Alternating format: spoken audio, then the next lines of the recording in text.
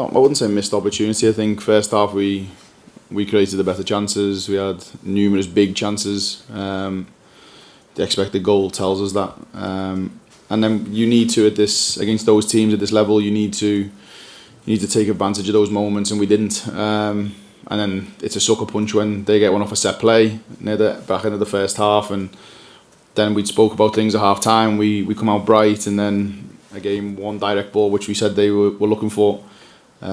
We switch off and they get in and they punish it. And then from that second goal, I thought we kind of huffed and puffed, but we didn't really get going again. I think it deflates us the second one, and I thought then Chelsea managed the game really well.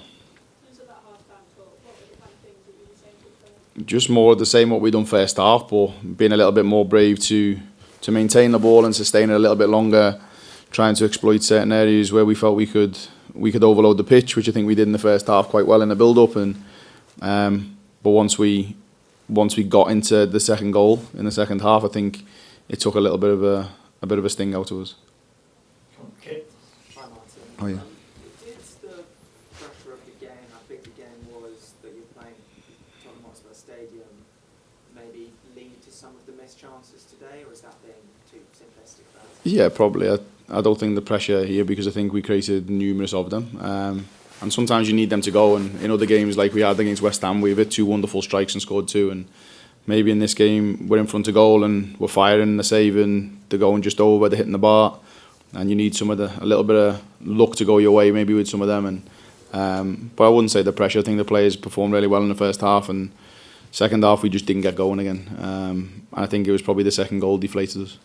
Spurs still having an excellent season. I don't think anyone was expecting you to be in the Champions League race at the start of the year, but did maybe today show that top 3 might be just slightly beyond you guys? Yeah, and I've said this before, and people may see it negative, or it's not. It's realistic.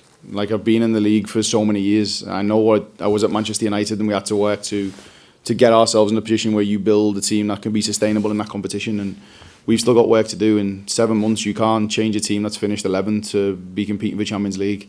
You have to make sure you build a stronger infrastructure and make sure we develop the players, and we've done that.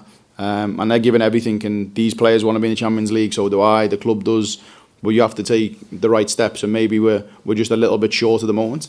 But I have no doubt in the future we'll be there. Yeah, just on that, I think maybe today showed that, like, for all the progress you've definitely made this season, that it's not time to kind of rest on your laurels. You need to keep the foot down. 100%, totally agree. And we won't rest on it at all. We've shown that we can respond maybe when we face adversity, like we did against other teams. When we've been beaten, we've come back and won the next game, and we've put games together where we've won. And I think in the games we've played, if you want to call it the so-called bigger teams, that we've been better every time we've played them, and we've not just allowed ourselves to turn up and just take part. We pushed them. And I think today, having an expected goal of 1.84 against, which is the reigning champions now, is a really big start, because you don't get many chances against them. And I think first half we really pushed them. So we know there's lots of work for us to do, but the players give me everything. I asked for an honest performance, and I got that in large parts, and we can learn a lot from these games. Charlotte then, Megan. Is there a frustration, carrying on with what you just said, is there a frustration about not being able to get over the line against the quote-unquote big 4? You know, there was the great draw at Leyton Orient with Arsenal 0-0, but, you know, Man United came back late, just not quite getting over the line in these games against the bigger side. Yeah, maybe, and that's maybe a lack of experience of being in these situations, because how many times has the club been in those positions? Let's be honest. So you have to be realistic with that. The players need to gain those experiences through these games, and then feel that when you actually, I think when we get that first win against one of those teams, I think that will change everything, because you know how to manage a game, how to play within a game, and you have those experiences, and I think that will come for us. It's just a lot of disappointment from us as a group, because the first half we probably should have scored 3 or 4. And what about the new players? They've been here a few weeks now. How are they settling in? Yeah, really well. Some of them have taken a little bit longer. Some have had illness, some have had some small niggles. So you've had to manage them in, but I thought Hannah was really good today for large parts, and especially when you make your debut in the stadium against Chelsea. I thought she was wonderful for large parts of the game, and the same with Matilda, Micah. They've been brilliant in terms of coming in and adapting to the way we play. I think we've been in a really good space. as a team, as a squad. And then Julia again played slightly higher today in a more advanced position and give us a different outlet and a different edge. And she's been really good. So yeah, I'm really happy with them. And just finally, how much do you think you missed Drew Spencer in the middle today? Yeah, you will miss players like Drew. She's probably been the best player for us all season, if we're being honest, in terms of consistency and levels of performance. Her experiences at this level, playing in these big games and make a big difference. But what she gives you on and off the ball is, a different profile and characteristic. But the players on there today give me everything, and I couldn't have asked any more. Some were playing with illness, some were playing with sickness. So they've given me everything today, and you will miss players like Drew, but we can only support the players that are available for selection. Just when you mentioned being deflated after the second goal, that's just not something that's happened this season with y'all. I think you've got like the record in the WSL for coming back and getting points. So, how do you make sure that doesn't happen again the rest of the season? Yeah, I think we've responded well to those moments, and I think we did have some other spells with the ball in that second half. It wasn't that we just kind of stayed off. But again, it's experiences. We have to look back at the game and review it individually, collectively be honest in terms of why we stepped off. But you also can't open up completely against these teams, because if you do, it can be a big scoreline, and you want to make sure you respect them in a way that you know they can hurt you. But you also don't show any fear when you have the ball and when you're off the ball. And I think near the back end of the game, the last 10 or 15 minutes, we start to step on a bit more. But then it does open you up. So you've got to be cautious with that. But we'll have games like this where we do give everything and we can't come back into it. And there'll be moments like last week where we went 1-0 down and we come back and win the game. So these are experiences we can learn from. But yeah, the players are giving me everything. I couldn't have asked anymore. And in the huddle, was kind of the same? Was everyone feeling the same thing? Would you Yeah. say to them? Yeah, disappointment. You can see it in people's faces. People are upset, people are disappointed. I think that shows a totally different mindset and mentality to what they've had before. That even though they play, one of the top teams, that they should expect to win and they want to win. And whether that's realistic or not for people on the outside, the group expects to win, the team expects to win. And I think that's definitely a shift in mentality, and the credit has to go to the players for that. Chris? Martin, on a more positive note, you said you scored 3 or 4 in the first half. How proud are you of the players of reducing those quality moments but equal frustration with not being clinical enough? Yeah, and that's the way I'm trying to look at it, as much as I'm frustrated because I hate losing.